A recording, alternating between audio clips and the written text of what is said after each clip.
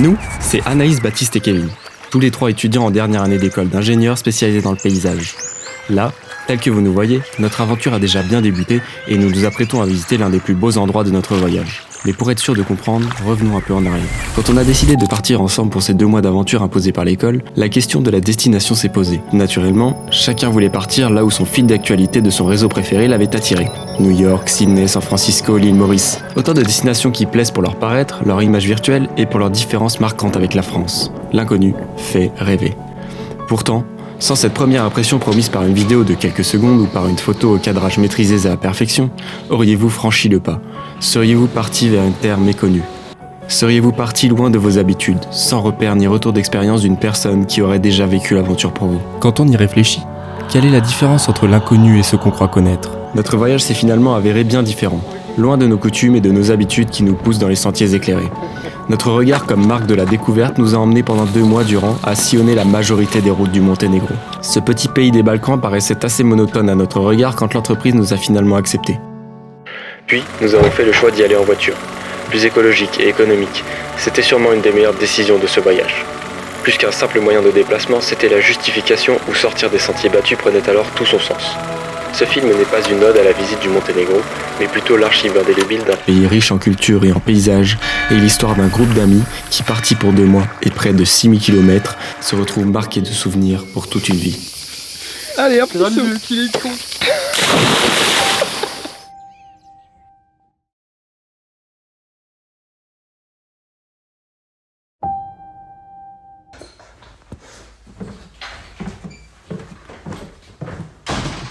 Oh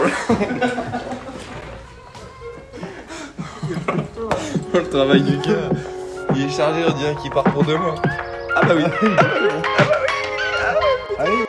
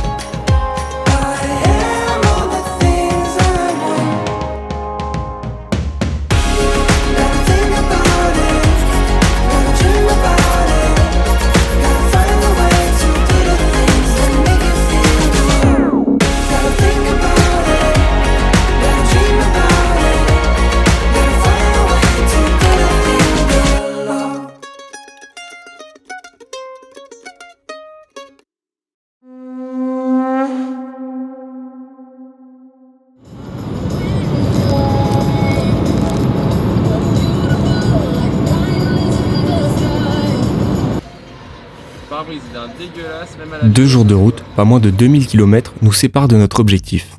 L'Allemagne, l'Autriche, la Slovénie, la Croatie et enfin le Monténégro. La transition permise par cette longue route aux apparences monotones nous permettra sûrement de mieux comprendre et appréhender la culture monténégrine.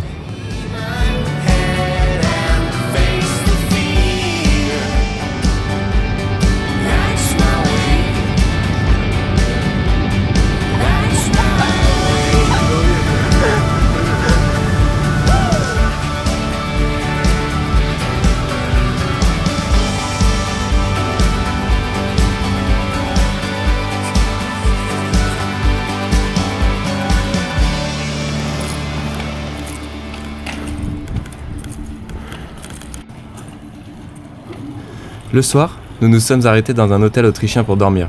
Après un beau repas, nous partons nous coucher. La nuit est courte et nous repartirons à l'aube. Si hier la route a été longue, aujourd'hui elle le sera encore plus. Chaque kilomètre nous rapproche de ces montagnes qui, hier, étaient une lueur à l'horizon. C'était intéressant de voir différents paysages au fur et à mesure du voyage, ce long voyage en voiture, de voir qu'on passait ces beaux paysages autrichiens avant de passer après plus dans les pays de l'Est et dans les Balkans.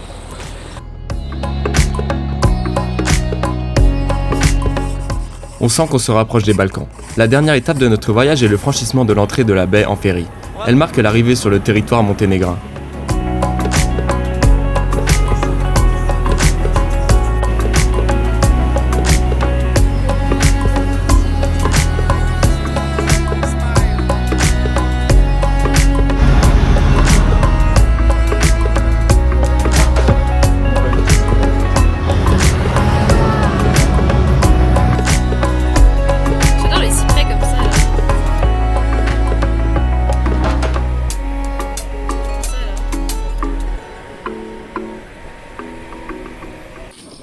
J'ai vu que plein de points.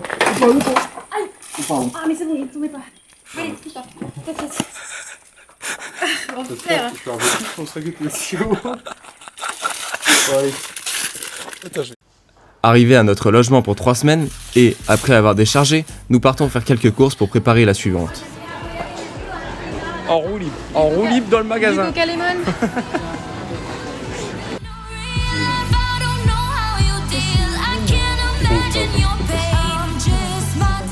Des petits problèmes avec les couteaux. Non, juste un manque de matériel, mais franchement rien. Demain, nous travaillerons sur le terrain, à quelques minutes de la maison.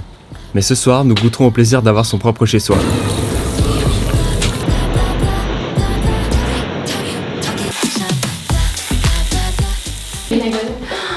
C'est ça qu'on a oublié qu'il faut déposer balsamique. Ah putain, pas de quoi assaisonner les plats. Le sel. Les gars, ils vont crever là. Et ce n'est pas Baptiste qui dira le contraire.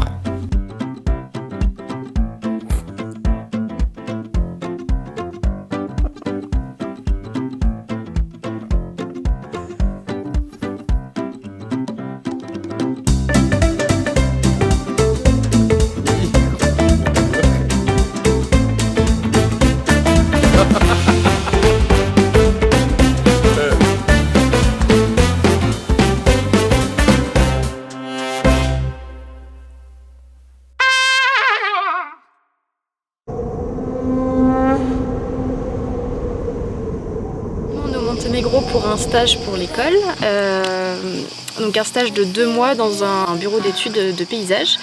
Mais nous, donc l'entreprise qu'on a choisie, il fallait faire 3 semaines de terrain au moins. On a eu l'occasion de travailler sur à l'heure actuelle le plus gros chantier du Monténégro qui s'appelle du coup l'Ustića Bay. C'est un projet quand même qui est intéressant dans le sens où il va permettre aussi au Monténégro d'accueillir plus de tourisme. Et de se faire peut-être aussi plus connaître. On a pu se rendre compte aussi que sur le terrain, on n'a pas la même façon d'organiser les chantiers qu'en France. Des attentes et standards dans ce qu'on va définir comme du travail bien fait ou pas.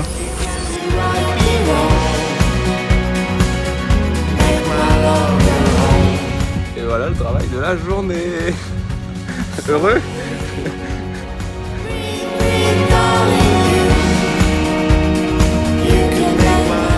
Voilà la gueule des grues au Monténégro. Jamais je fais quelque chose avec cet engin-là. Ça me paraît impossible.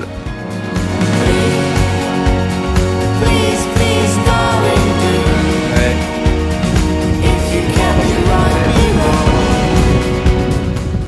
Alors, tu vois, au Monténégro, c'est simple.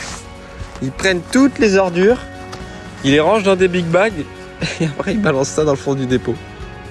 Bah t'as tout, t'as du compost, t'as du plastique. Je pense que ça va partir en fumée dans pas longtemps. Personnellement, j'ai pas forcément apprécié ma période sur le terrain. J'étais assez frustrée de pas être utile et de leur fonctionnement qui nous ont amenés à rester des heures à attendre sur le dépôt, à rien faire. Et ça, c'est là où on travaille, à côté des bateaux. Et ça, c'est ce qu'on fait, rien du tout.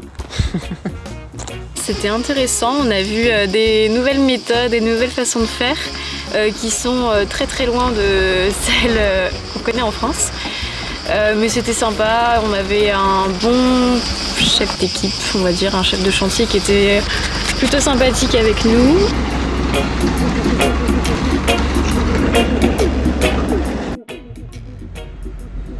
Ça dépasse un petit peu, chef.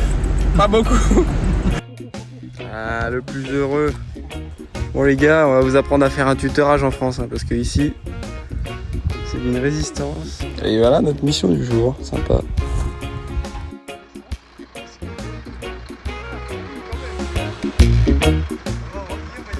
Après 3 bonnes semaines de travail sous une température moyenne de 37 degrés, à alterner entre tâches physiques et vacances, nous avons seulement commencé à découvrir les us et coutumes de ce pays. Certains travaillent dur, d'autres moins, mais le pays est encore dans une dynamique très artisanale. Voilà, à la DDE. Comme à la DDE. Non mais l'autre, entre deux massifs, il se met à dormir lui. Non mais... Allez au charbon. Parfois encore bien loin de nos préoccupations françaises concernant le bien-être au travail. Dernier jour sur le terrain, notre responsable nous emmène sur une île hôtel pour finir la pose d'un revêtement de l'héliport. L'accès à l'hôtel n'est alors possible qu'en bateau. Un moment de détente qui marquera en beauté la fin de notre période sur le terrain.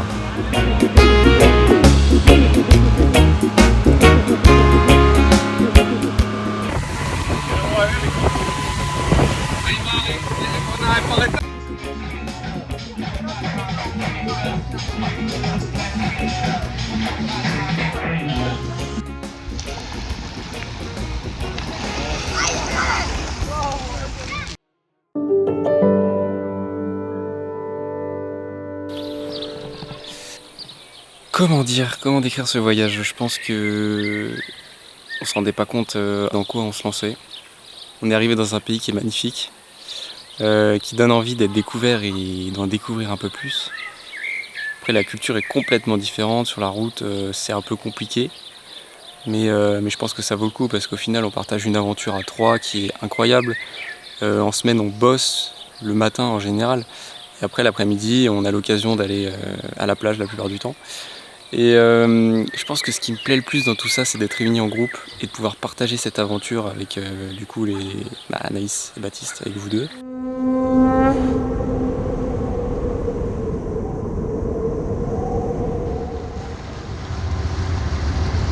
Hier, tu n'as pas eu assez d'eau? Non, pas spécialement. Pour notre premier week-end, nous avons choisi de partir à Dubrovnik, une ville croate frontalière avec le Monténégro. S'y rendre nous demande donc de passer à nouveau la frontière européenne. La ville est enclavée dans une crique en bord de mer. Les rues y sont donc étroites et pentues. Après avoir cherché une place de parking pendant de longues minutes, nous posons finalement notre dévolu sur un souterrain à 10 minutes du centre-ville. Notre programme de visite commence par la découverte de l'île de Lokrum, située à quelques centaines de mètres par la mer de Dubrovnik. Problème, la navette est dans 10 minutes et la prochaine dans 1 heure. Alors, on se retrouve à faire de la marche rapide dans les rues de la vieille ville, snobant alors les monuments et les touristes cheminants. Nous attrapons finalement la navette in extremis.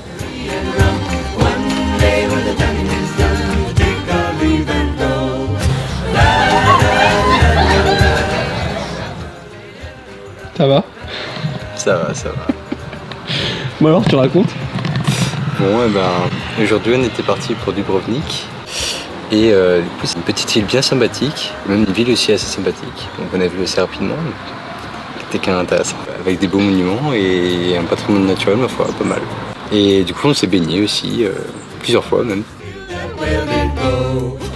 Sur l'île, les pins verts contrastent avec l'eau turquoise. Ça et là, de vieux forts aménagés pour le public arborent la fleur sauvage de leurs pierres de taille et offrent un point de vue magnifique sur la ville de Dubrovnik et sur l'horizon.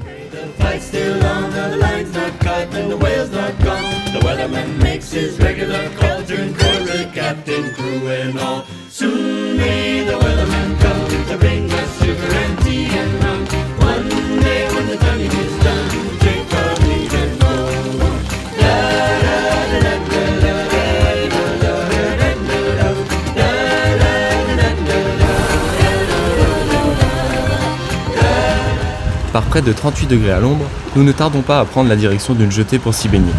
L'eau est turquoise et transparente, l'endroit est sauvage.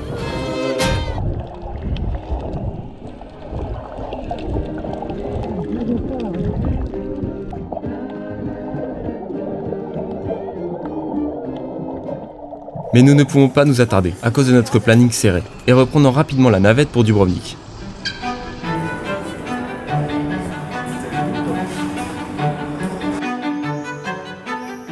A l'inverse de ce matin, nous déambulons dans les vieilles rues étroites à la découverte des points de vue entre les toits oranges. Les rues de la vieille ville offrent des vues magnifiques sur l'histoire de la ville. Après une bonne glace et une courte pause, nous repartons en direction du parking. Et quel parking! À 11 € de l'heure, cela rend tout de suite la visite moins attirante. 49 à Lévin. Ah, tranquille. Franchement, c'est mieux que ce qu'on pensait, clairement. Ça fait quoi de payer 49 € de parking? Bah c'est moins que 70, donc ça va. Où est le ticket là? Le soir, nous avons prévu de dormir en Europe pour finir de visiter la région de Dubrovnik demain. Mais quelle ne fut pas notre surprise de découvrir en suivant le GPS que la réservation était effectuée dans un hôtel bosnien, juste derrière la frontière de l'Europe. Sur le poste de douane, on sentait que c'était très familial. C'est-à-dire que t'avais un mec qui buvait son café en même temps qu'il nous posait des questions.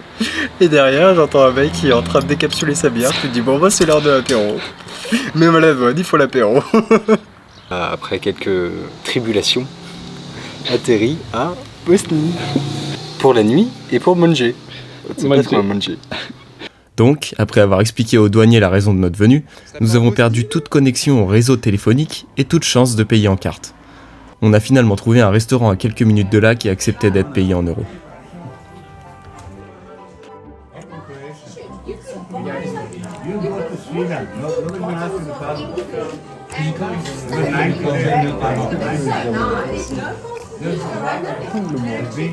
Et pourquoi la Bosnie? Ah ça, faut demander à Florence. Et du coup, heureusement que le bar avec le wifi était là, ce qui fait qu'on a pu trouver le logement. On était à Surtout, on est tombé 2 pas à pied, enfin vraiment, on était presque en face. On est passé devant en plus. On est passé Ouais, devant et on 20 était minutes. presque en face.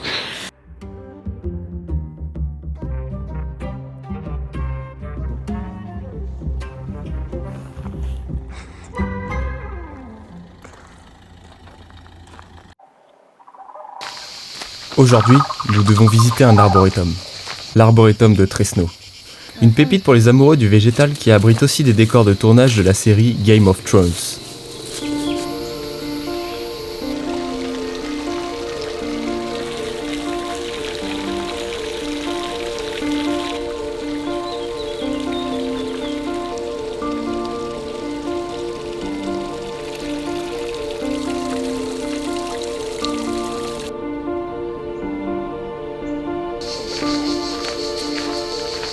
Le lieu en soi ne nous a pas époustouflés. Les arbres sont cachés et difficilement accessibles. Mais au bout de l'arboretum, une ancienne bâtisse rénovée abrite une vue imprenable sur la mer et sur une charmante petite crique en contrebas. Elle va alors nous attirer pour le reste de la journée. Je pense que c'était mon préféré. On a pu faire un arboretum, aller se baigner dans une petite crique et un petit port vraiment hyper calme. Il n'y avait aucun touriste, c'était trop sympa. Et on a pu plonger, voir plein de poissons.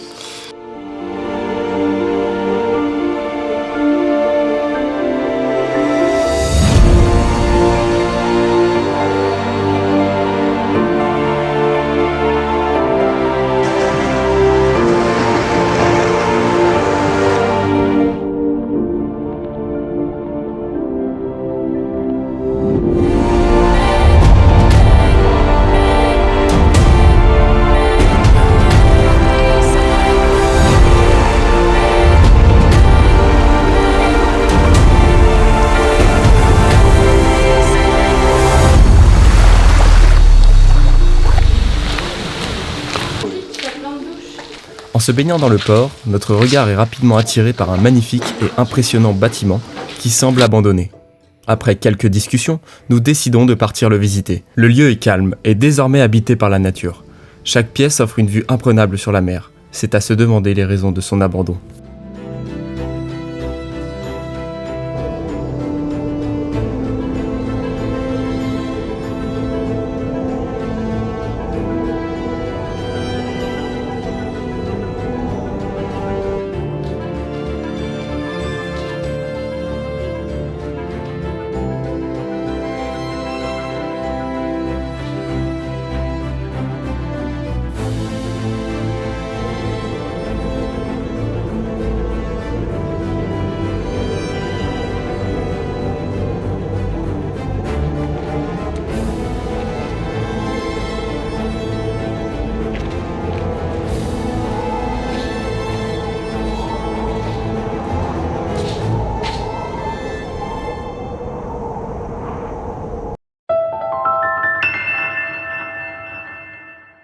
Le mont Lovćen est sans doute l'un des endroits les plus impressionnants du Monténégro. C'est sûrement ce qui explique qu'au deuxième week-end dans le pays, nous avons pris la route depuis la maison pour tenter de gravir le mont. Pour accéder là-haut, il faut franchir la route des 27 virages. 27 tournants qui se succèdent en épingle à cheveux, offrant par la même occasion une vue imprenable sur la baie de Kotor. La météo est humide, mais nous croyons au potentiel de soleil après la pluie.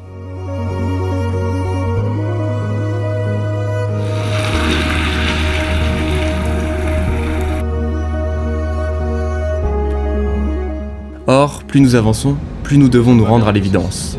Le temps se dégrade et risque de compromettre l'ascension finale. On a choisi d'aller au mont Lovćen, le seul jour où il pleut vraiment beaucoup. Donc on a eu une route compliquée. Ça, c'est la plus belle vue du Monténégro.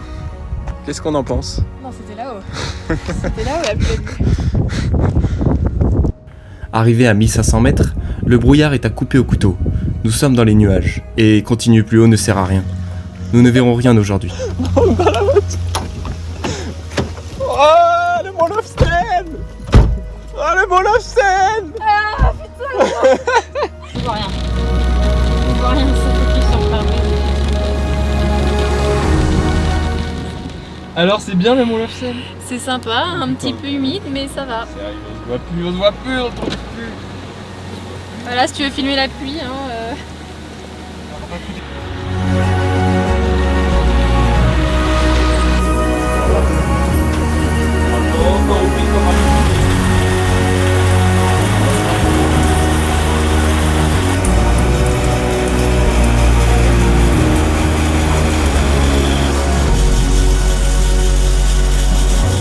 Mais moi j'ai trouvé que la pluie, elle permettait quand même d'avoir, de faire ressortir le vert des montagnes et du coup c'était assez c'est vrai. sympa.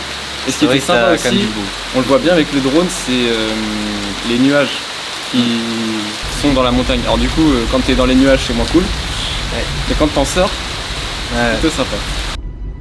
Alors, pour ne pas gâcher nos précieuses journées de voyage, nous prenons la décision de s'abriter dans une grotte. L'ambiance y est humide, mais les formations géologiques sont impressionnantes et feraient presque oublier la météo extérieure.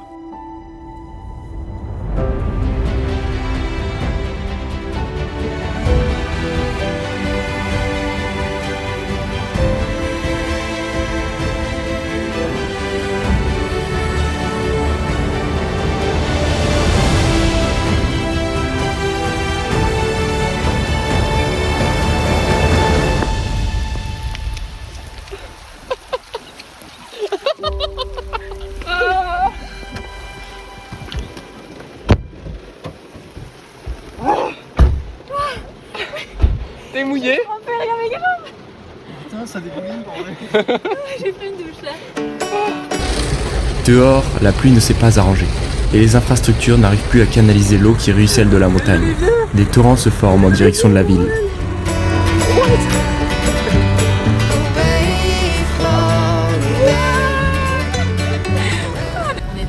C'est sûrement pour ça qu'on n'aura plus d'électricité pour la soirée. Oh waouh. Non mais le garage il est inondé là. To keep myself from looking down.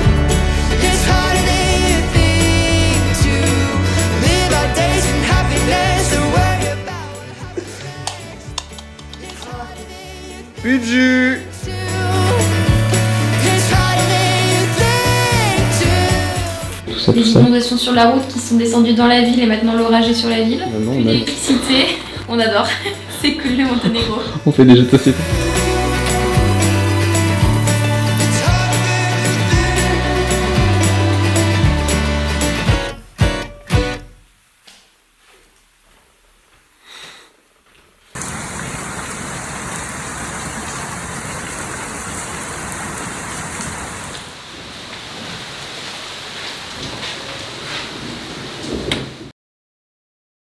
Pour l'instant on est à une semaine, un peu plus d'une semaine et on se régale. Le pays est pas grand parce qu'il fait la taille de l'Île-de-France, mais tout est réuni au sein du pays pour attirer les gens et je trouve que c'est ça qui est beau. Ce qui est beau aussi c'est que ça a gardé son aspect sauvage, plutôt naturel. Et du coup il n'y a pas encore beaucoup de touristes comparé, ce week-end on était en Croatie, là c'était blindé. On se régale et hâte de voir la suite. Ce week-end on devrait visiter les Bouches de Kotor, donc là, il va y avoir peut-être un peu plus de monde. Mais ça promet de belles aventures et 2 mois ça va être incroyable. On en reparlera. Le ferry nous rappelle chaque jour la présence d'une baie, celle de Kotor. Emblématique, elle est située à seulement 10 minutes de notre logement. L'entrée de la baie est matérialisée par ces 2 impressionnantes montagnes. Pour la visiter, nous avons opté pour la contourner en voiture.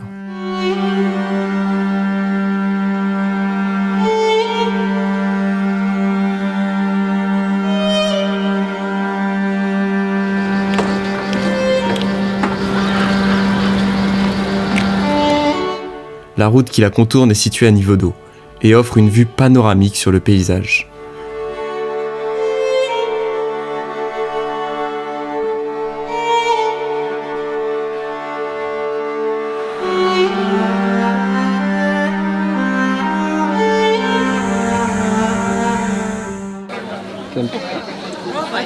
Rissant.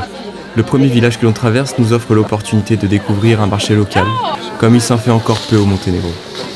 Depuis la baie, les routes qui traversent le village ne font que monter pour épouser le relief des montagnes adjacentes.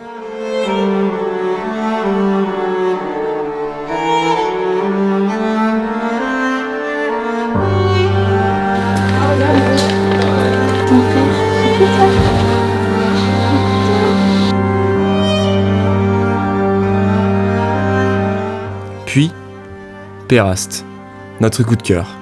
On y rencontre une rue principale bordée de palais privés. Et, en son centre, une église, ou plutôt, un clocher. Le Gravier offre une vue panoramique sur la baie. On y découvre avec un peu de hauteur une eau turquoise et les mêmes toits orange qu'à Dubrovnik.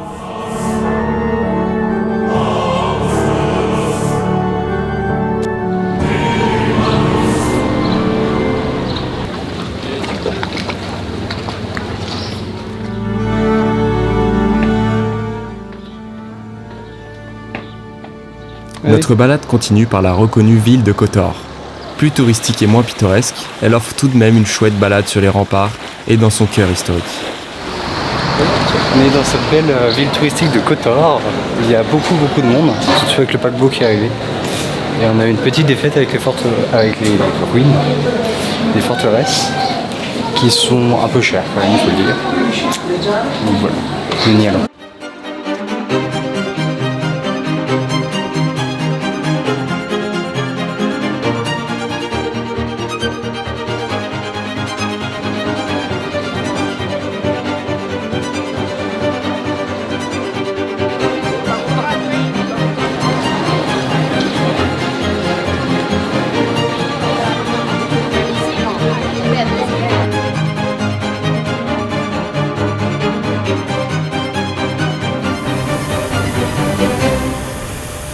En fin de journée, nous avions réservé un tour en bateau. L'eau de la baie est tranquille, et le pilote accélère. Le bateau offre la sensation de flotter sur l'eau, seul au monde. Mais c'est aussi le sentiment d'être tout petit dans cette étendue de verdure et d'eau qui prime. Le paysage est sublime. Nous nous rendons sur le duo d'îles aperçu le matin même. Notre-Dame du Rocher. C'est une île construite d'une église à cause du naufrage de 2 bateaux remplis de rochers, qui est aujourd'hui transformée en musée.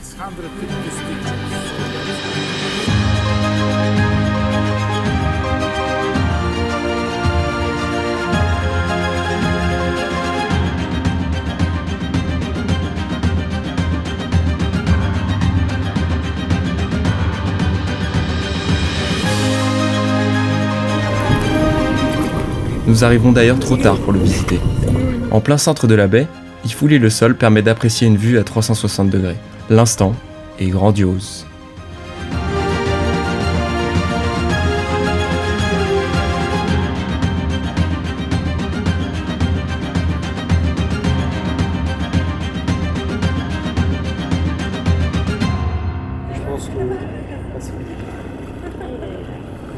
Il nous a vu direct. Allô? Allô? Allô?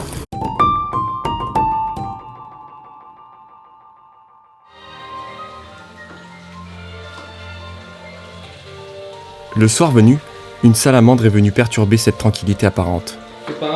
Il a fallu complètement déranger la chambre d'Anaïs pour pouvoir extraire l'animal. Elle va venir sur moi, je vous jure, je crie. Et là, elle est rentrée par ton côté, elle va jamais sortir par là. Je ne vois rien. Je la vois pas.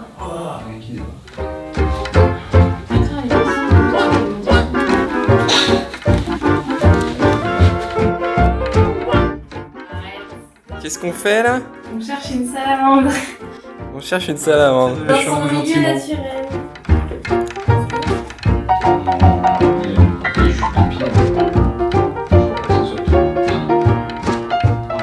Non, il y a que 2 pieds. Non, tu vois. Car on a un cric.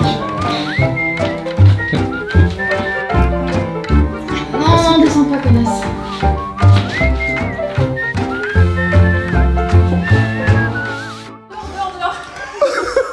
Pas ici, quoi. Mais non, mais dehors, on va.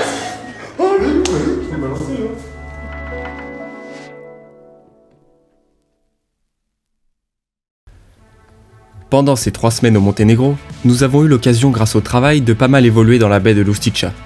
C'est à cette occasion, et avant de partir, que nous avons décidé de découvrir en tant que touristes cette belle baie encore isolée du tourisme.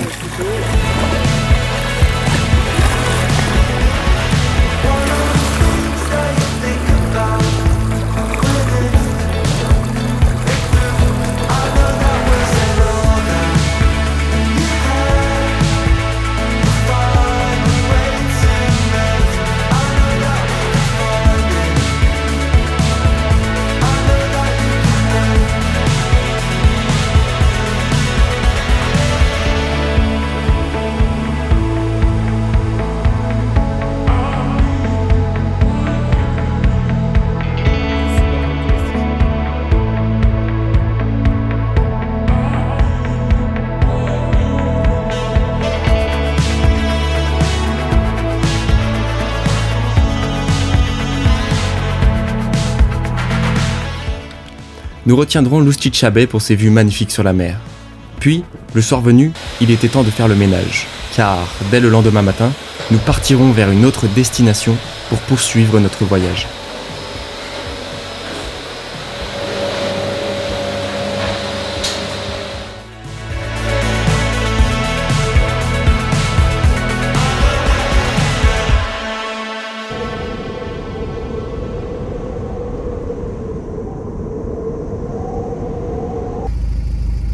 Et il le fait juste avant de passer. Donc... Et il s'arrête. Non, il s'arrête pas. Oh, l'intrigue. Même Oh pas la rien. vache.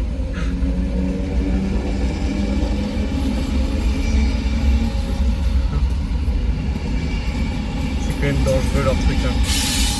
Il n'y a pas de truc qui se baisse, rien. Tout à l'heure on a traversé, on n'a même pas regardé. Si, j'ai regardé. Y'a personne. Oh, il y a un camion.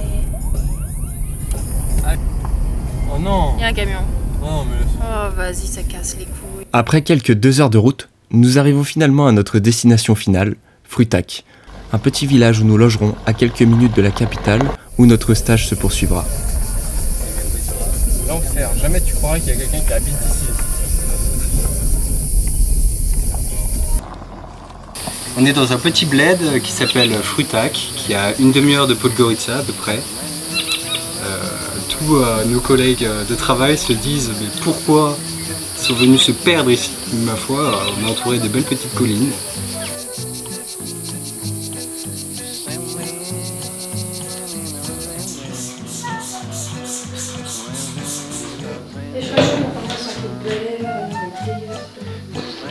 On a eu la mauvaise surprise de découvrir qu'on avait pas mal de rangements et ménages à faire, puisque c'était dans un état pas très habitable, surtout pour 5 semaines.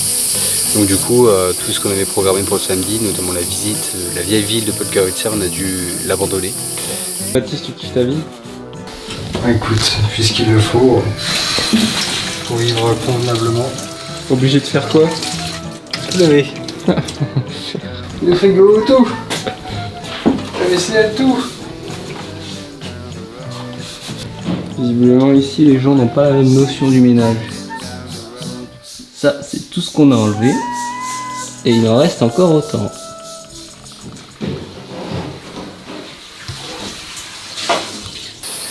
C'est très calme par ici, il y a pas, à part le bruit du train un peu de temps en temps et un peu de bruit hier soir, à fond on est plutôt tranquille. Il y a 5 petites maisons qui sont pas habitées, il y a juste pas vraiment le propriétaire mais le gérant qui reste là. Donc voilà, on est bien, on est calme, tranquillement. Pour la seconde fois, nous découvrons un havre de paix. Les habitudes de Tivat reviennent alors rapidement. La disponibilité d'une piscine et d'un grand jardin en plus. Set adrift with fairway light bones, unaware of where my heart would flow. I was waiting in the undertow.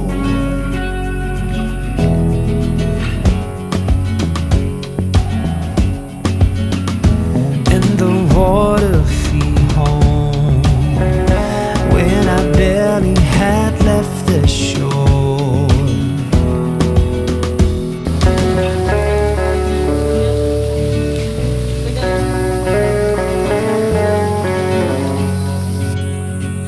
And I was waiting in the undertow.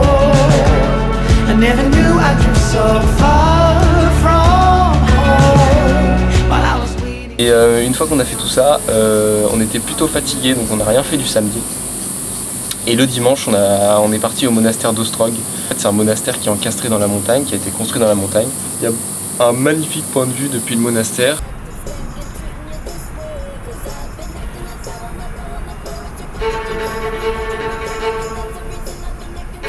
Pour ne rien rater, à peine installés, nous prenons la direction du monastère d'Ostrog, un monument troglodyte qui est construit dans la falaise. Depuis le parking, il faut franchir quelques marches pour ensuite pouvoir apprécier sur le parvis les façades extérieures. Ça va Indiana Jones? Ça va. C'est un bon début de journée.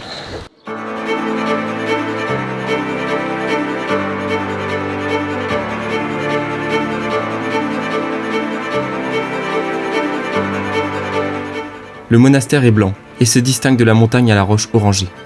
À l'intérieur, c'est un lieu de paix qui offre de magnifiques vues sur la nature à laquelle il fait face. Et bien, ma foi, il y avait de très belles mosaïques, mais je trouve ça dommage qu'il y ait autant de personnes parce que du coup, t'as pas vraiment le temps de les regarder. Tu vas bien les observer. L'endroit où ils vendent tout là. Mais ma foi, c'est très beau quand même. Avec une très belle vue. On a poursuivi la journée tranquille avec la visite d'un pont et de la ville, d'anciennes ruines qui sont situées dans une ville, je ne sais plus exactement le nom. Mais les ruines, elles sont plutôt cachées et pour y accéder, il faut savoir qu'elles existent. Elles ne sont pas mises en avant par la ville et par le tourisme. Et on comprend un peu pourquoi, parce qu'elles sont taguées, ça fait un peu exploration urbaine.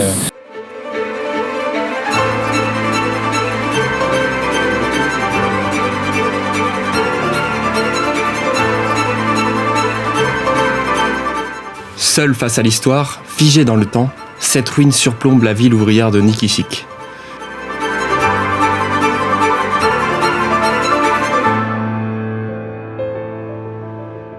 Nous continuons notre route sur un vieux chemin abandonné, qui mène tout droit à un magnifique pont en pierre. Une chose est sûre, le Monténégro s'explore en dehors des sentiers classiques.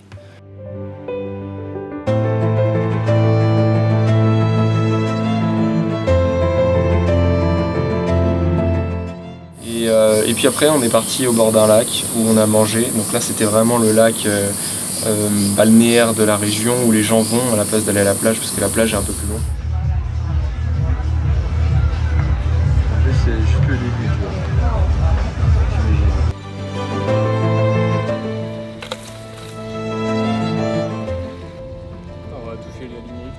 Nous finirons finalement cet après-midi en visitant un lac parsemé de petites îles. L'eau y est encore une fois turquoise et transparente, plus naturelle que le premier. Il arbore aussi de nombreuses traces d'une vie passée que nous ne pourrons nous empêcher de visiter.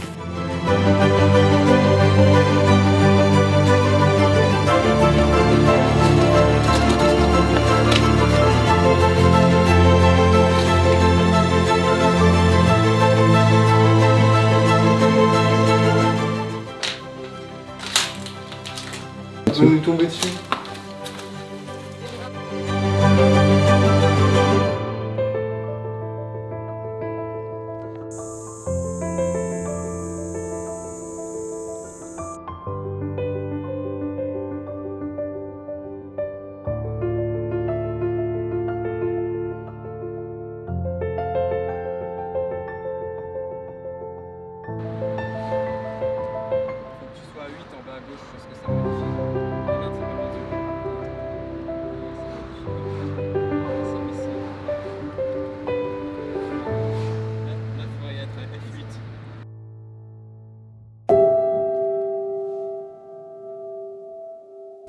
Vous vous souvenez cette première sortie où nous ne pouvions pas voir à plus de 50 mètres? C'était ici, le mont Lofsen.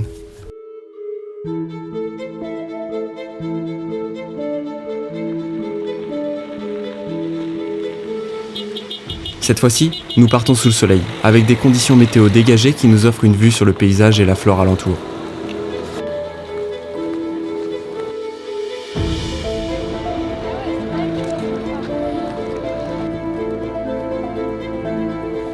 Pour accéder à notre objectif final, nous devons gravir quelques 450 marches qui mènent vers le mausolée, point d'orgue du parcours.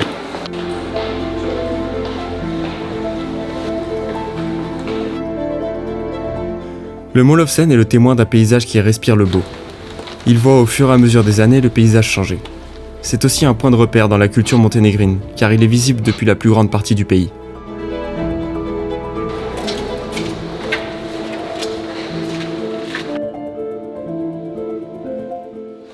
Depuis le temps qu'on voulait le faire, on est bien content d'y être, de remonter ces quelques marches pour voir ce beau mausolée.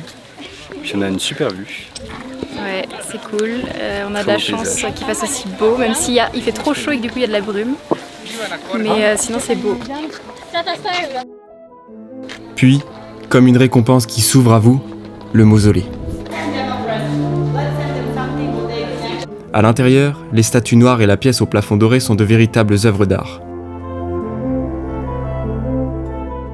Et, pour couronner le tout, le couloir sombre guide les visiteurs vers la lumière, où ils pourront observer depuis le Gumno une vue à 360 degrés sur la baie de Kotor, la mer et le nord du pays.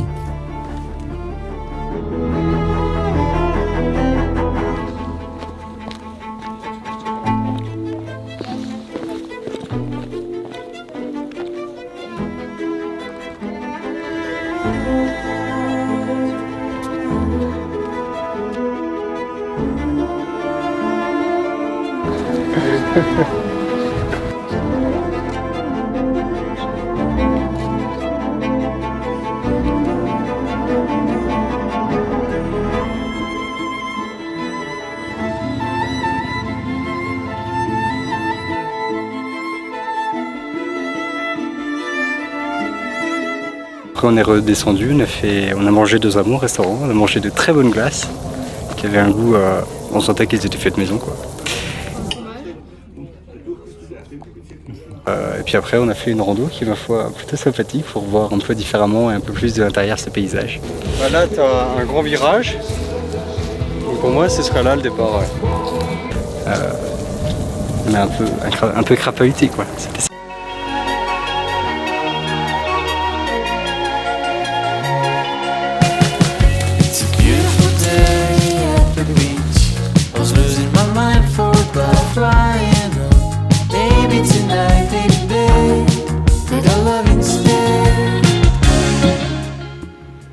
Plus nous avançons, plus nous découvrons une flore riche en fleurs et en parfums.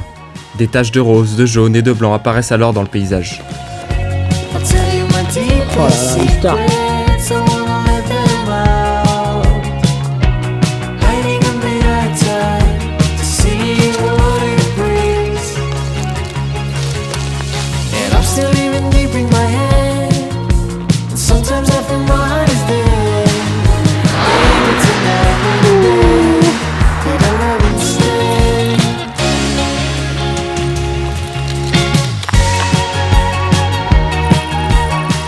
Même si la randonnée s'est révélée plus compliquée que prévu, car les chemins renseignés sur la carte ne le sont pas dans la réalité. On s'est donc retrouvé en hors-piste à plusieurs reprises. C'est censé être une balade tranquille. On avait dit tranquille. Regardez où il nous emmène celui-là. Là. Complètement marteau.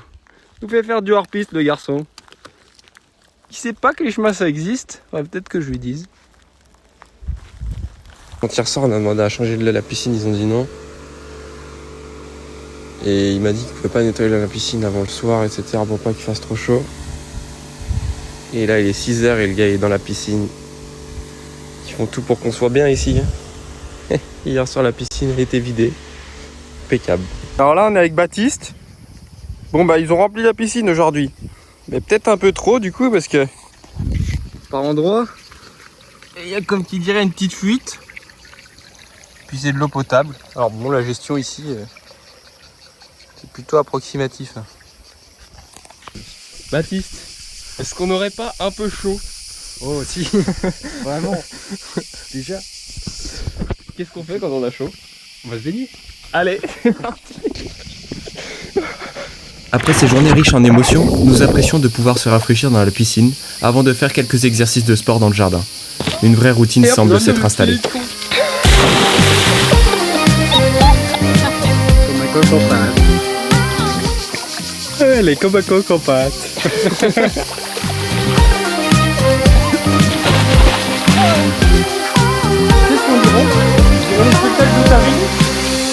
I'm so hypnotized by the sound of your heartbeat.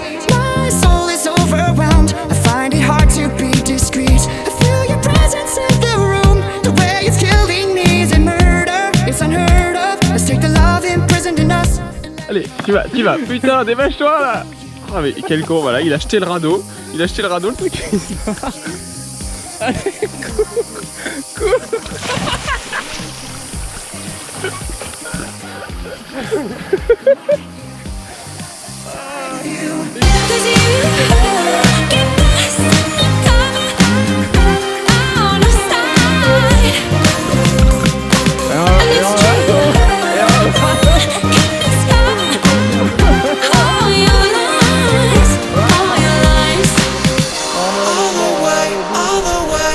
To the midnight hour, all the way we go,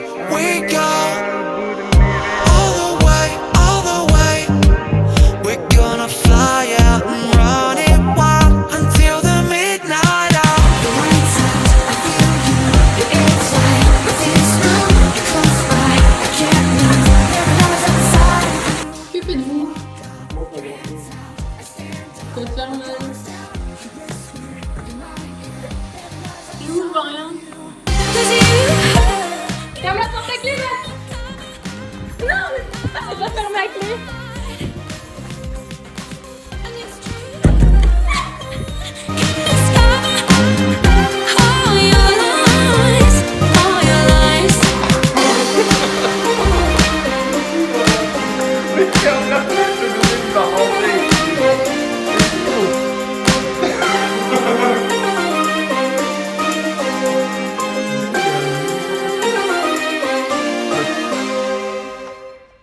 S'il y a bien une chose que nous retenons, c'est que la météo au Monténégro est pleine de surprises. On s'est retrouvé à 2h du matin avec des rafales de vent qui ont tout renversé dehors.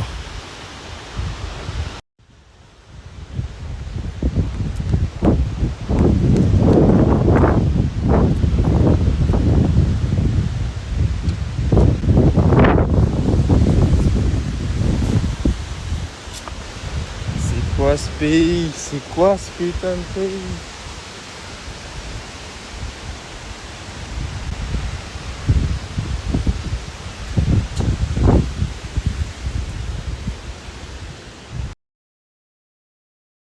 Ce week-end, nous partons sur les 2 jours dans le sud du pays.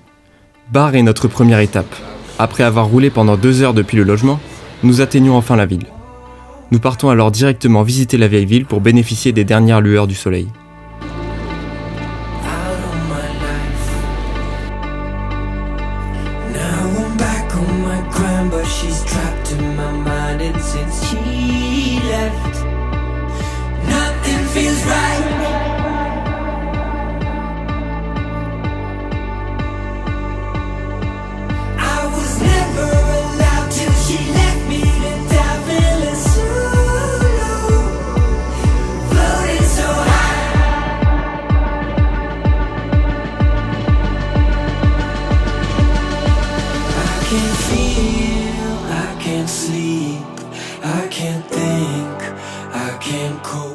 Les remparts sont plus facilement accessibles qu'à Kotor. Ainsi, le vieux bar, situé sur les hauteurs, offre une vue panoramique sur la mer et ses alentours. Il fait aussi office de frontière entre la nouvelle ville et les montagnes adjacentes, faisant de ces vieilles ruines un lieu incontournable du sud du pays.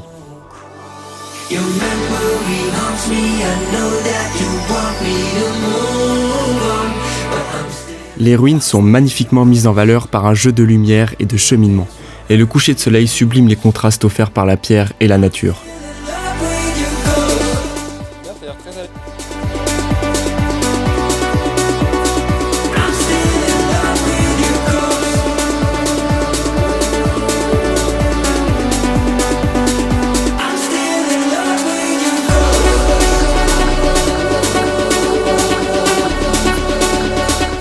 Nous finirons la soirée dans un délicieux restaurant local, en terrasse et à hauteur de toit pour admirer la vue. Et c'est au retour que la culture turque nous aura bien fait rigoler.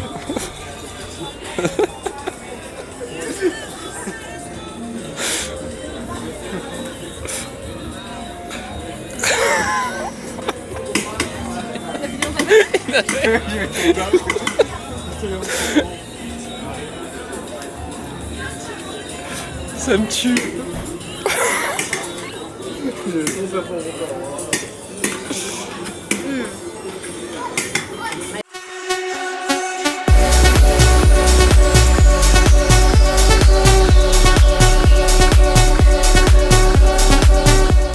Le lendemain, notre voyage se poursuit par la visite de l'ancien palais royal de Bar. Les palais au Monténégro sont une trace indélébile d'une activité maritime et économique forte.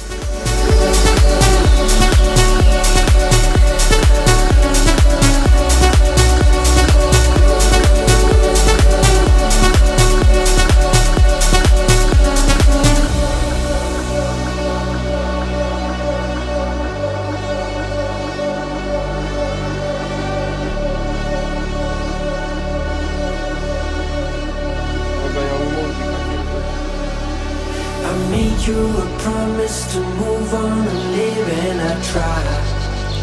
But when you let both of us die. Puis, c'est au tour de la ville de Sveti Stefan, connue pour son îlot construit qui se détache d'une mer turquoise. Aujourd'hui, c'est la propriété d'un riche groupe hôtelier, ce qui en fait un endroit difficile à visiter.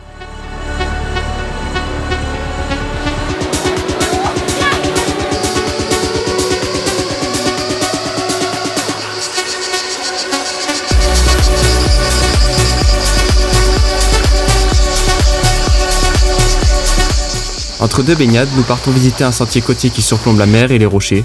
C'est magnifique. Nous finirons notre visite dans la vieille ville de Petrovac, qui aura moins retenu notre attention.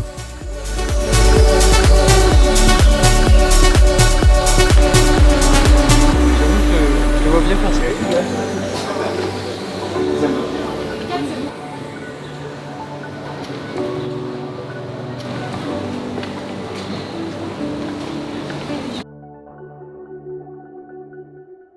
On a pu aller faire les courses comme les Monténégrins, dans le HDL local. On a pu travailler comme les Monténégrins. C'était vraiment un voyage où on s'est imprégné de la culture. Et en fait, en s'imprégnant de la culture du Monténégro, tu t'imprègnes de plusieurs cultures, parce que tu t'imprègnes de la culture turque, de la culture italienne, de la culture européenne. En fait, c'est un mix de cultures dans un si petit endroit qui est vraiment hyper intéressant à découvrir.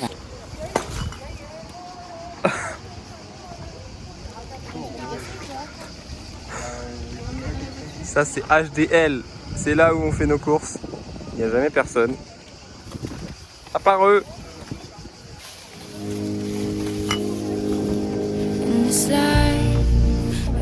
Nous nous sommes habitués au mode de vie local. C'est notre quotidien désormais. La France nous manque sur certains aspects, mais il est clair que le prix des produits au Monténégro est un avantage non négligeable.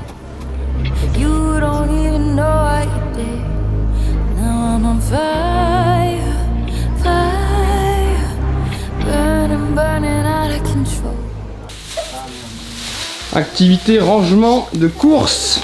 Ils aiment toujours mettre beaucoup de sacs plastiques dans leurs courses. Le système de tri, lui, n'est pas encore développé. Et l'ensemble des sacs plastiques générés par les courses se retrouve avec les ordures ménagères et les déchets de légumes, avant d'être incinérés. On avait des poubelles et on avait la flemme de prendre la voiture.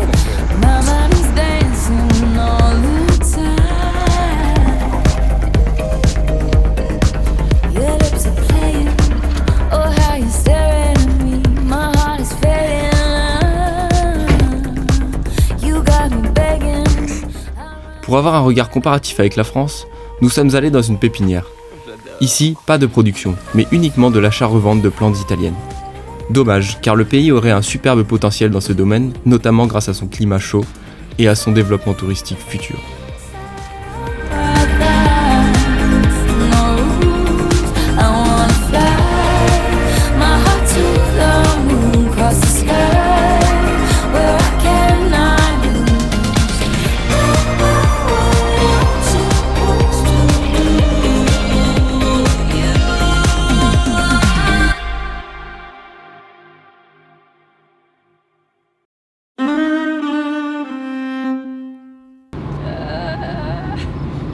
Les jours avancent et nous n'avons pas encore exploré le nord du pays.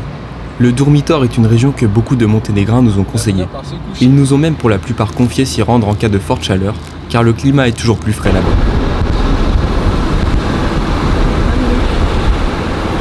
Ce que j'ai préféré, j'ai adoré aller dans les montagnes, c'était vraiment incroyable. Et en fonction, il y a 3 massifs montagneux en fait dans le nord de Monténégro. Et chacun est vraiment différent, pas avec la même flore, etc. Donc c'est vrai que c'est super sympa et c'est super beau de voir autant de choses différentes sur la route et en se baladant.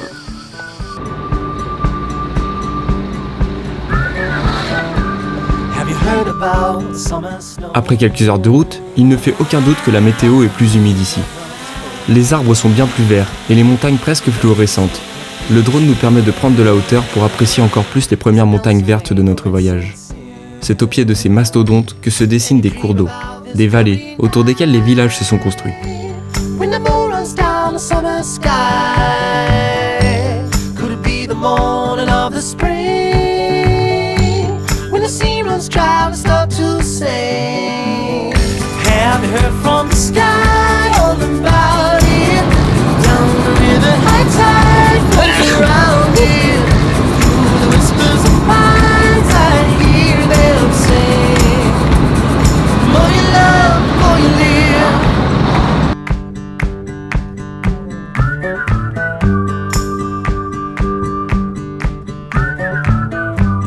Do you ever feel like going back when nothing seemed to be a drag? You read until your legs gave way, then you cried and got back up again. And it's real to think that I could fly across a broken bridge in the fading light. Never thought ahead of my 2 feet. Never had a care in the world, you see. Have you heard from the sky all about it? Down the river, high tide flows around it. Le lac Noir, la première étape de notre voyage qui nous demande de traverser une magnifique forêt de sapins. The more you love, the more you live.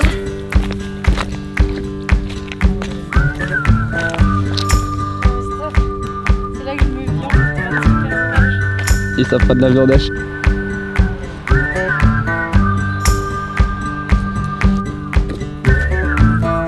Have you heard from the sky all about it? Down the river, high tide flows around it. Débrief. Où est-ce qu'on est? Alors on est dans le parc du Durmitor et là on va se diriger vers un lac qu'on commence à apercevoir entre les arbres. Baptiste est content parce qu'on a retrouvé les forêts. Nous on est content parce qu'on a retrouvé la fraîcheur. C'est super beau, c'est cool et on va kiffer la journée. Trop bien. Je suis content d'être là, retrouver ces belles forêts. Retrouver? Ah oui. Quand même T'en as peut-être déjà rêvé alors? Oui, toutes les nuits. The more you love, the more you live. C'est super beau là. Après on est au bord.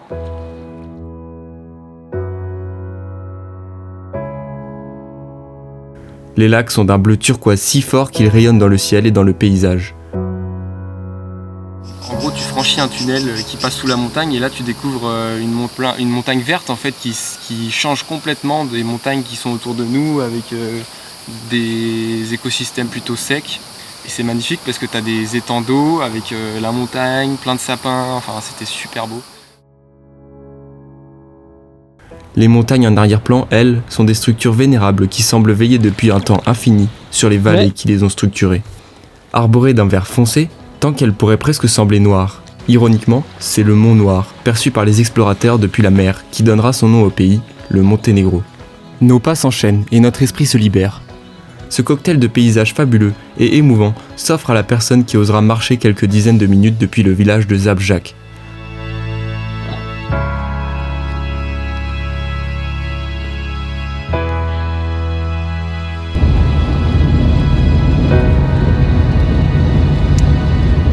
En début d'après-midi, nous partons avec la voiture dans les alpages. Cette portion des Alpes adriatiques se rend accessible à travers des routes sinueuses où le passage à plusieurs véhicules peut être compliqué.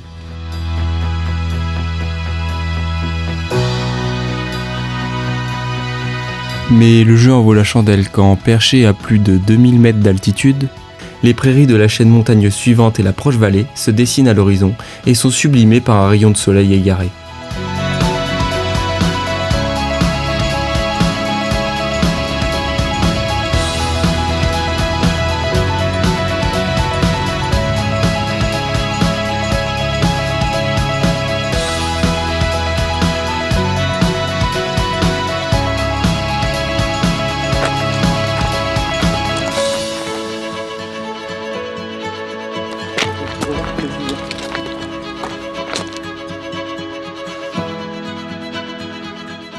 Les souvenirs mémorables de cette journée resteront gravés dans ma tête.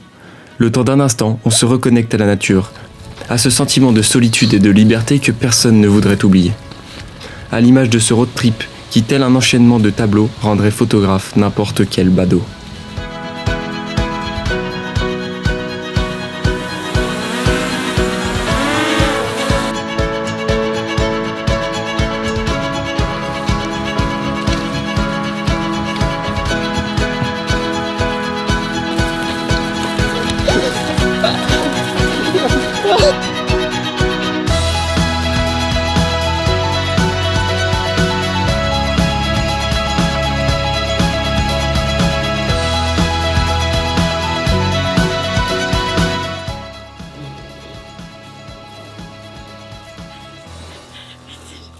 En plein en face.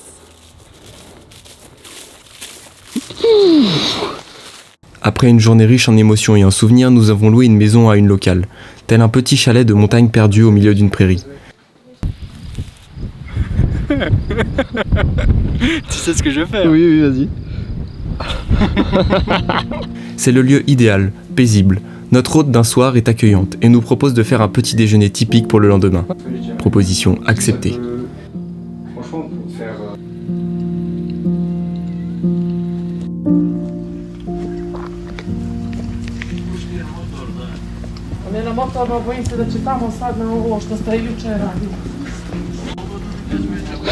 Qu'est-ce que t'as pensé de cette magnifique journée? Ma foi, c'était plutôt sympathique. J'ai vu de beaux espaces. On a vu de beaux espaces, on a bien rigolé, il y a le mec qui me regarde derrière. Le lac était magnifique ce matin, mais du coup je regrette qu'on ne se soit pas baigné finalement. Se baignera demain. Tout emmené. Mais c'est vrai que c'était beau. Et moi, ce que j'ai kiffé, c'est vraiment de voir du vert. Ouais, ça nous avait manqué quand même. Ouais. Ça fait un moment qu'on n'a pas revu de vert et là, on a traversé un tunnel. Et derrière, un paysage complètement différent. C'est vrai que ça c'est vraiment beau quand même. Les gros. Avoir des paysages aussi variés. Je pense qu'en effet qu'on n'avait plus l'habitude de voir ça. Tu sais, les paysages, le vert clair, tu sais, parmi les conifères aussi, c'était magnifique. Ce que je trouvais beau aussi, c'était les chalets qui font vraiment penser aux Vosges ou à des fermes auberges, des choses comme ça. Que j'aime quand même beaucoup dans les Alpes aussi, dans les Vosges, tout ça.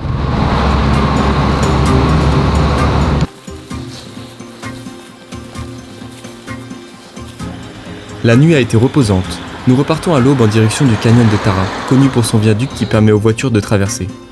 L'eau qui s'y écoule est mouvementée par le relief et crée une atmosphère sauvage et apaisante. Depuis les hauteurs, la vue est impressionnante.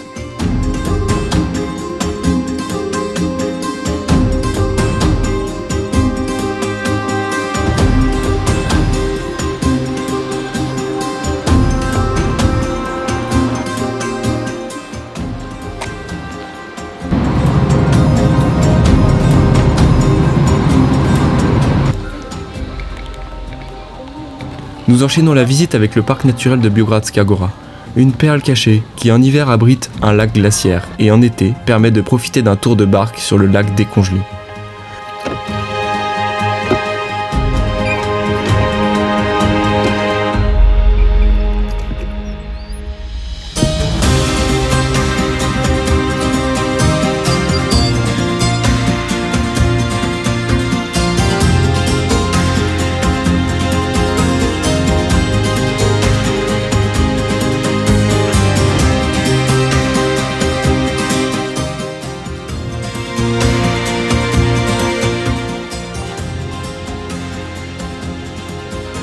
Ce petit parc héberge aussi une des dernières forêts primaires d'Europe, avec des arbres de plus de 40 mètres et 500 ans. Un endroit qui invite au respect.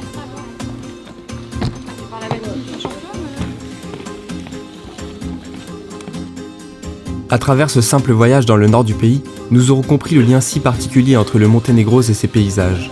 Compris le chemin de l'eau qui, capté par les nombreuses montagnes, finit accumulé en bas par de fabuleux et magnifiques lacs.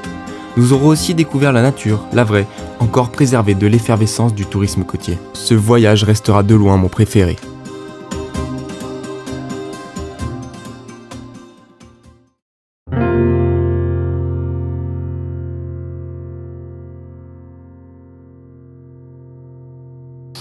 Qu'est-ce que m'a apporté ce voyage? Je pense que déjà ça m'a apporté une grande ouverture d'esprit sur l'ouverture à la culture des autres. J'avais jamais fait de voyage où on avait autant pu s'intégrer dans la culture locale. Maintenant, nous, pendant ce voyage, on a pu rouler avec les Monténégrins, à nos dépens parfois. Les Monténégrins sont pour autant pas désagréables, même s'ils ont une conduite pas que sportive, mais aussi très dangereuse. C'est plein de Parisiens énervés quoi. Ça conduit un peu dans tous les sens et vite et sans faire attention au placement et sans surtout faire attention aux autres.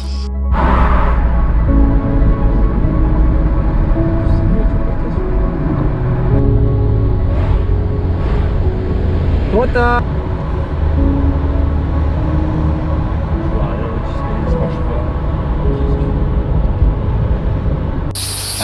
Ils ont aussi peut-être des façons de faire qui nous surprennent pour nous venus de la France, où ils se rendent peut-être pas compte qu'ils ont quand même un écrin de nature qui est quand même relativement préservé encore pour l'instant, même s'il y a beaucoup de choses qui se construisent.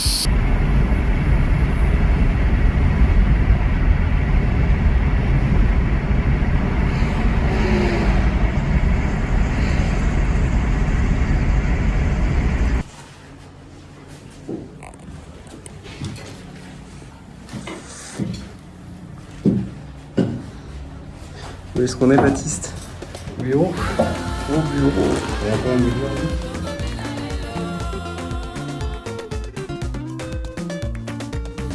Et du coup, au bureau d'études, on a travaillé avec donc, la chargée d'études sur le projet de l'Oustika Bay et sur un autre projet la dernière semaine. C'était sympa. Après, c'est vrai que comme ils n'avaient jamais eu de stagiaire, il y a des moments où c'était un peu flou ce qu'on devait faire, on ne se sentait pas forcément très utile, mais ça s'est quand même très bien passé et tout le monde était très sympa. Tout seul au bureau. On tient la boutique.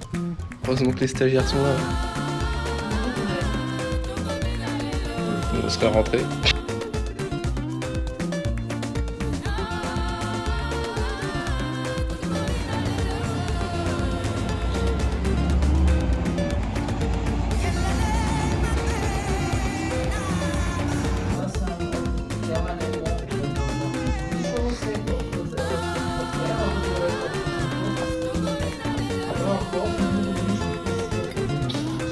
Ces différentes expériences partagées entre le terrain et le bureau nous auront permis de nous forger un avis sur la culture du pays, et notamment sur la vision du travail des Monténégrins. Du coup, donc Alex, l'associé de l'entreprise, c'est vrai que dès le premier jour, ça m'avait un peu interpellée. Sa vision de la femme, la place de la femme dans la société et dans son pays. Le Monténégro qui se développe uniquement sur l'aspect touristique, avec les politiques qui misent tout sur le tourisme et qui oublient peut-être la base de la survie d'un pays, c'est-à-dire miser sur l'agriculture, miser sur la fabrication de nourriture, la manufacture. En fait, tu sens que toutes ces industries, elles sont complètement à part. Et que s'il y a bien une industrie qui a pris le dessus ces dernières années, c'est l'industrie du tourisme. Et ça, quand tu te balades, tu le vois sur les différentes constructions. La plupart des choses qui sont en construction aujourd'hui, c'est des hôtels, c'est des grandes marinas comme nous, on a pu visiter et auxquelles on a pu participer. Toute l'économie, elle est concentrée en un point, mais en fait, en réalité, si tu sors des sentiers battus, tu te rends compte que, en dehors des infrastructures touristiques qui ont été construites pour ça, t'as quand même une part de la population qui est relativement pauvre et qui vit avec des moyens faibles. T'as très peu de familles qui peuvent se payer une maison entière. Ça nous a permis aussi de se rendre compte que c'est un pays où finalement ils ont plein d'écosystèmes qui sont très intéressants et vraiment à protéger avec des espèces aussi très importantes. Donc ça permet de se rendre compte aussi que c'est un pays où justement il va falloir aussi repenser peut-être notre relation entre l'homme et la nature et trouver peut-être un autre équilibre. Tant qu'il n'y a pas encore trop d'artificialisation à certains endroits, trouver peut-être d'autres façons de vivre en harmonie avec elle.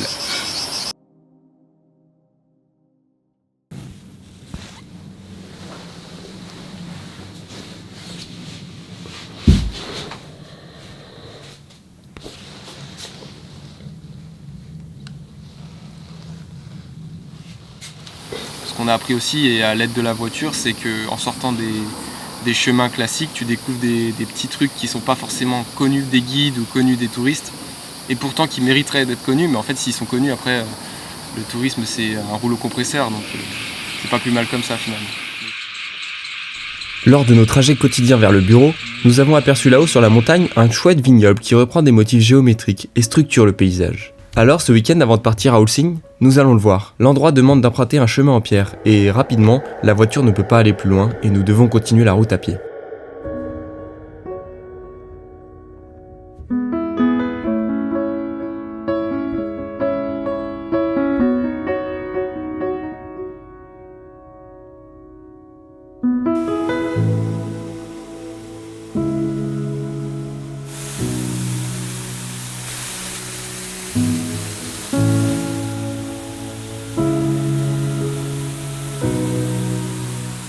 Pour poursuivre notre découverte de la route des vins au Monténégro, nous nous arrêtons dans la plus grande cave productrice de vin du pays. Nous devions y découvrir une dégustation et un magasin, mais personne n'aura su nous renseigner.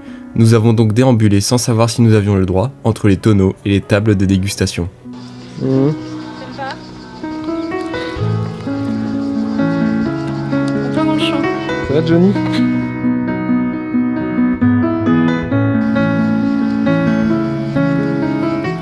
Puis, fidèles à nous-mêmes, sur la route du retour, nous avons vu un monument. Nous nous sommes arrêtés. Cette petite chapelle abrite en fait un dédale de cavités sacrées. L'homme de foi a même pris à cœur de nous faire visiter.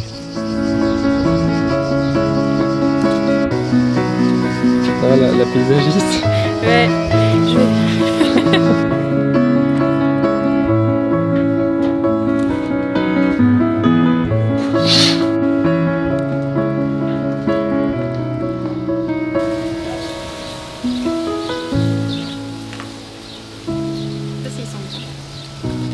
Tu veux bouffer?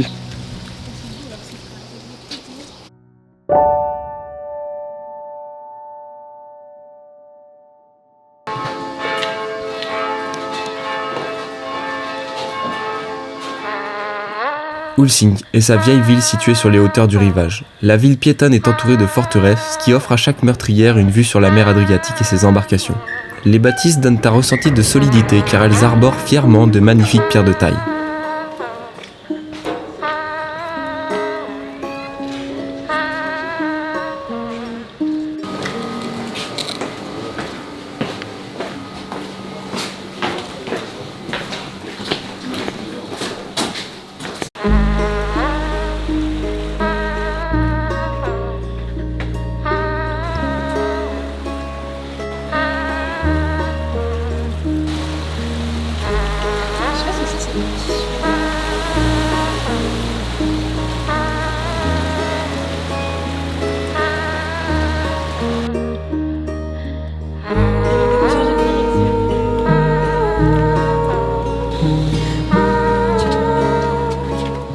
La mer a sculpté un paysage sur lequel l'homme s'est installé.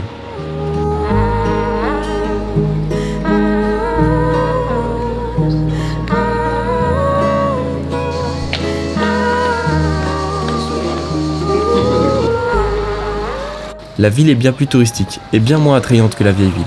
La plage est simplement bondée. On en a rapidement fait le tour avant de poursuivre vers notre second arrêt, les Salins d'Ulsing. Eh bien, tu parles de droite ou gauche? Là-bas, sur la plage. L'enfer.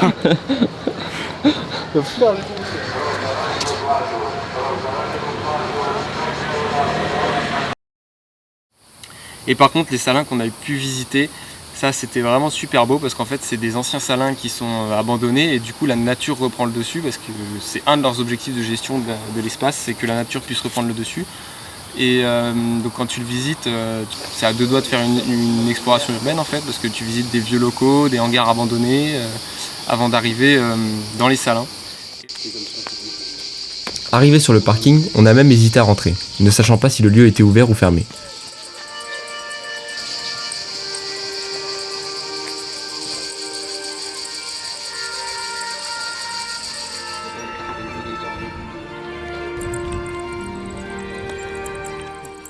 Et là tu marches 3 km, je pense qu'on a marché pendant une bonne heure, jusqu'à arriver tout au bout de la route qui te mène à des petites cabanes de pêcheurs, c'est super beau.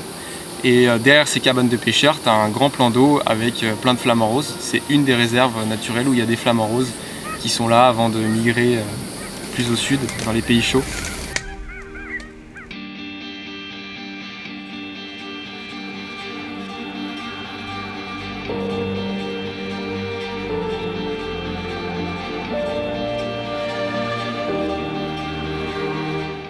En été, l'eau est quasiment absente et les salins sont si secs qu'il est difficile d'imaginer un commerce de sel il y a quelques années. Nous avons alors déambulé à l'improviste sur les sentiers que nous offrait le lieu.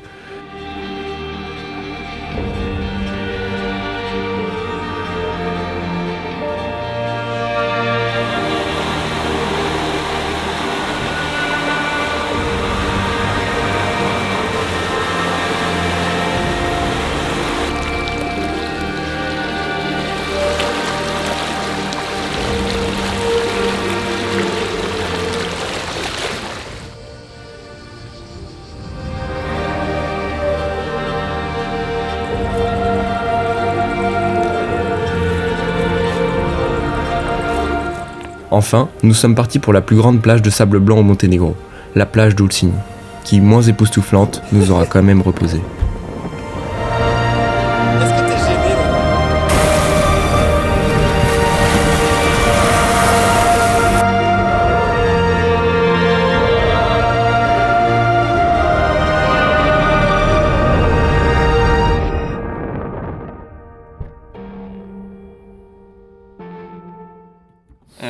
On est tombé en plein dans les bouchons parce que forcément la plage était blindée, donc ça avançait pas. Et on avait pour objectif de faire voler le drone au-dessus de cette petite cabane de pêcheurs qu'on avait trouvé trop mignon et qu'on avait aussi vu dans les guides.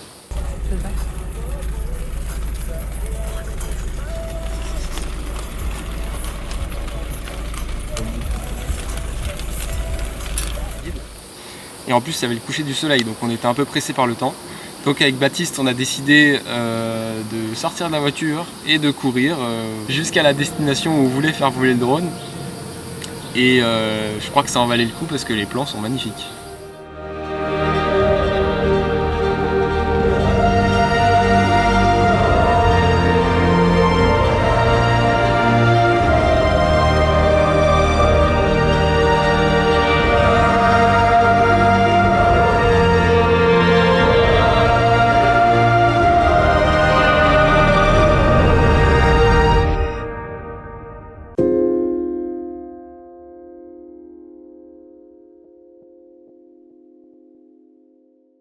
Pour débuter notre dernier week-end sur le territoire monténégrin, nous avons fait le choix d'une balade à cheval pour le plus grand bonheur d'Anaïs. Quelque peu dubitatifs sur le respect des chevaux attachés toute la journée au même endroit, nous sommes quand même partis traverser les marécages du lac Skadar.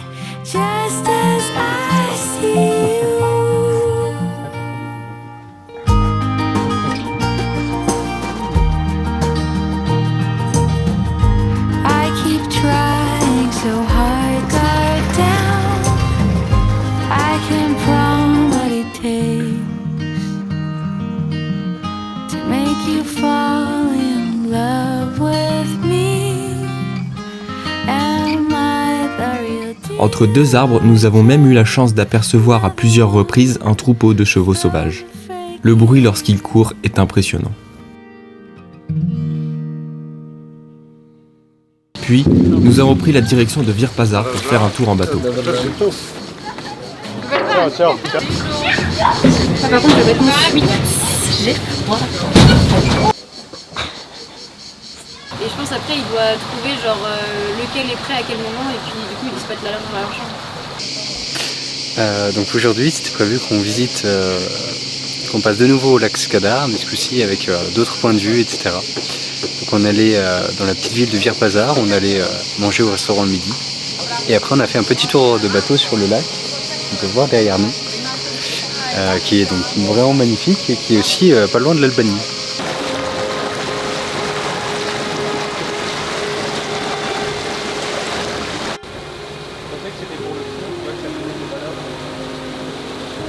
Le lac Skadar est connu pour sa grande taille et sa population de nénuphars qui colonisent les berges. Depuis le ciel, cette colonie ressemble presque à une prairie. D'ailleurs, cette concentration de végétaux qui n'est pas limitée attire tout type de faune sauvage. Le lac est une réserve pour la biodiversité qui pousse ses limites à l'horizon.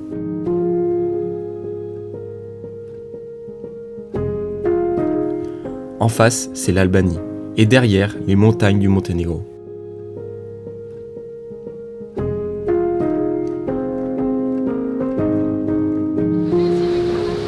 Ouais.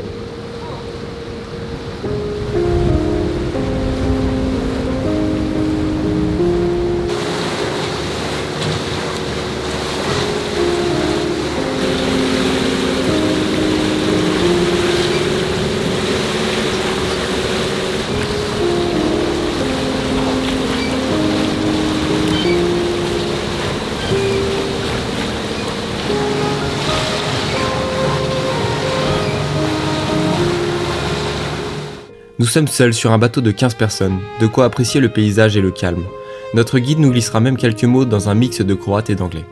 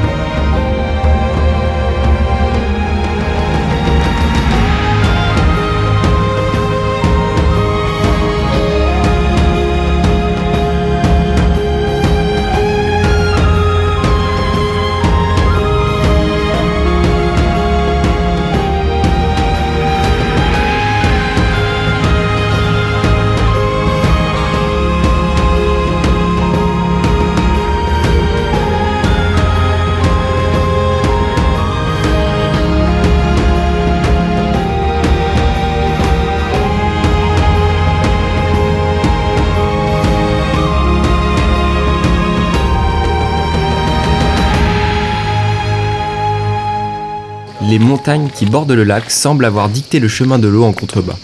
Un des bras qui alimente le lac Skadar est connu à travers le monde pour son aspect courbe et son point de vue. On y découvre alors les nénuphars en bordure de rive et les sillons de bateaux touristiques qui passent par là.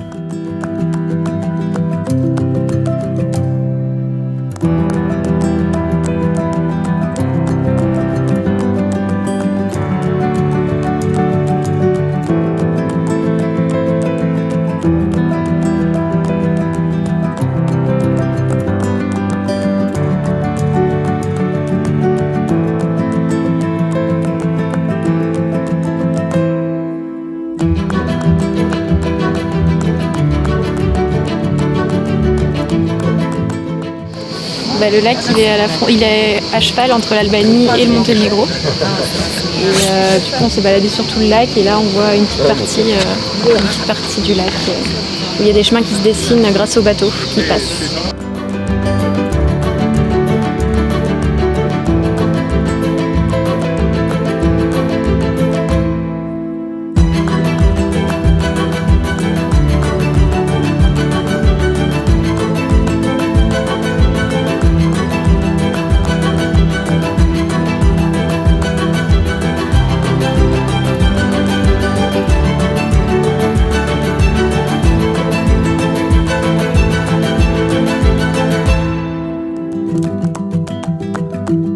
C'était la dernière étape de cet inoubliable voyage.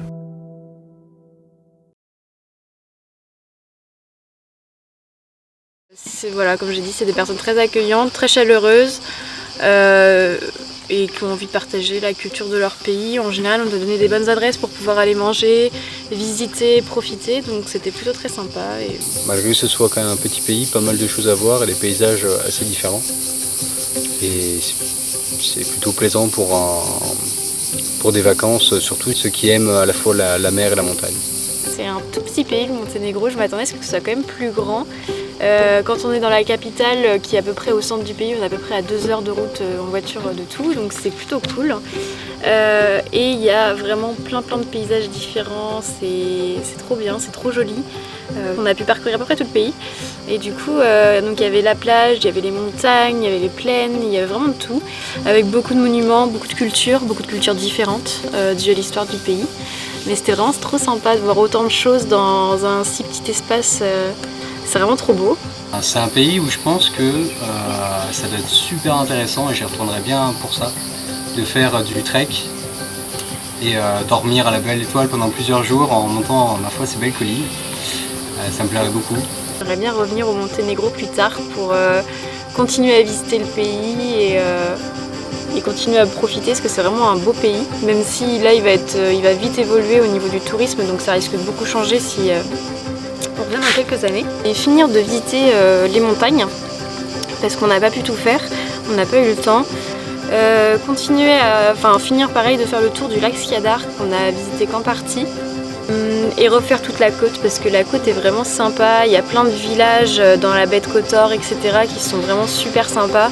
Alors ce que ce voyage il m'a apporté, c'est peut-être l'envie de continuer à parcourir des pays comme ça.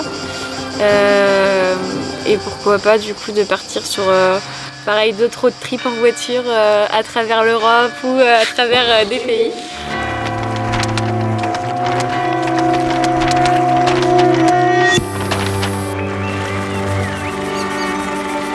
Après près de 6000 km parcourus et 2 mois passés, il est temps de refermer cette page de notre histoire pour laisser la place aux prochaines.